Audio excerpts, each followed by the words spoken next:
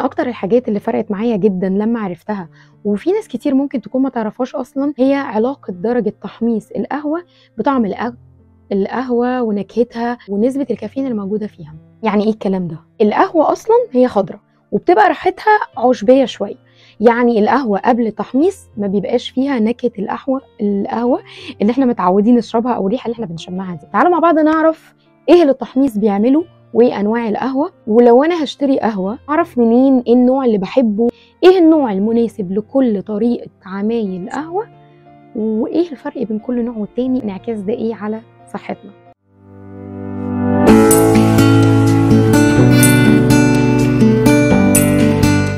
يعني انا هو رايحه اشتري قهوه، في عندي بن فاتح وعندي بن غامق وعندي وسط او لايت روست وميديوم روست ودارك روست، مش عارفه اشتري ده ولا ده، واشتري ده بناء على ايه؟ عمليه التحميص هي عمليه تعرض القهوه الخضراء للحراره، وطبعا عمليه التحميص بتتحكم في 4 حاجات تقريبا: الحلاوه والمراره والحموضه ونسبه الزيوت اللي موجوده في القهوه، وده بيخلي القهوه بعد التحميص بتتقسم ل4 انواع رئيسيه.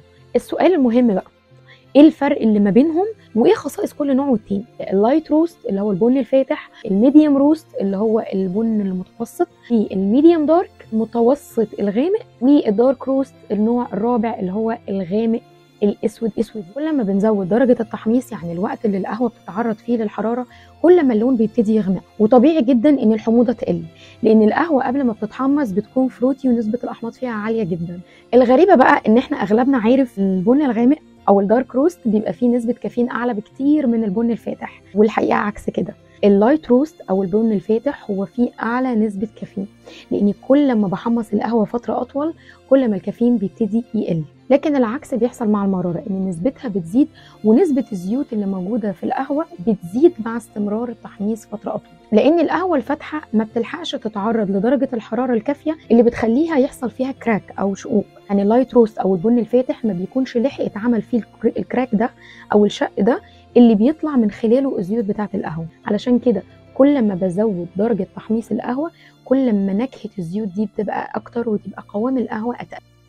الخلاصه يا جماعه، لايت روست او البن الفاتح حموضه عاليه جدا، مراره مفيش خالص، طعمه بيبقى فروتي شويه، نسبه الكافيين فيه اعلى حاجه، قوامه خفيف شويه. اللايت روست كان ليه اسم تاني زمان اسمه سينامون روست، وده كان من اكتر الروست اللي مشهوره في ستاربكس، لكن غير اسمه من السينامون روست لللايت روست او البلاند روست، لان الناس لما كانت بتيجي ستاربكس كانت بتتوقع ان السينامون روست ده فيه نكهه القرفه، وده طبعا مش موجود. الميديوم روست بيكون حموضه اقل شويه، نسبه المراره بتبتدي تعلى، ابتدت تبقى فيه زيوت، القوام بتاعه اتقل. اللايت روست والميديوم روست احسن طريقه يتعاملوا بيها اللي هي البروفر او الدراب.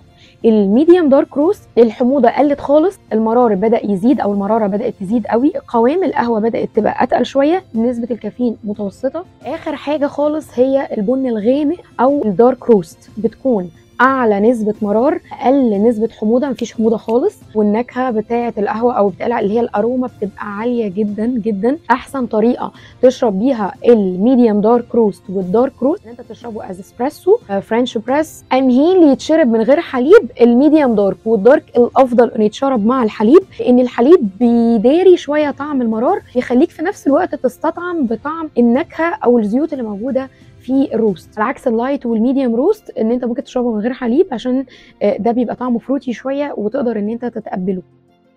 مش عايز تخلص. يا رب الفيديو يكون مفيد ويكون عجبكم، وقولوا لي ايه احسن روست بتفضلوه.